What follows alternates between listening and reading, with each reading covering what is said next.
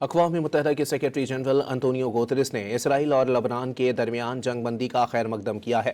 Social media plate form پر جاری بیان میں انطونیو گوتریس نے جنگ بندی کو مشرق وسطی میں دیرپا استحکام کی جانب ایک اہم قدم قرار دیا ہے۔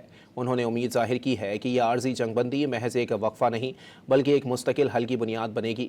سیکرٹری جنرل نے زور دیا کہ تمام فریقین مکمل طور پر سیز فائر کے معاہدے پر عمل درآمد یقینی بنائیں۔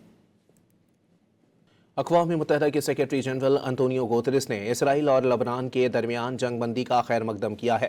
سوشل میڈیا پلیٹ فارم پر جاری بیان میں انطونیو گوتریس نے جنگ بندی کو مشرق وسطی میں دیرپا استحکام کی جانب ایک اہم قدم قرار دیا ہے۔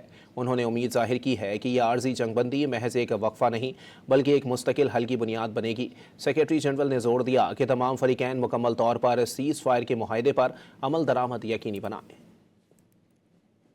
اقوام متحدہ کے سیکرٹری جنرل انطونیو گوتریس نے اسرائیل اور لبنان کے درمیان جنگ بندی کا خیر مقدم کیا ہے۔ سوشل میڈیا پلیٹ فارم پر جاری بیان میں انطونیو گوتریس نے جنگ بندی کو مشرق وسطی میں دیرپا استحکام کی جانب ایک اہم قدم قرار دیا ہے۔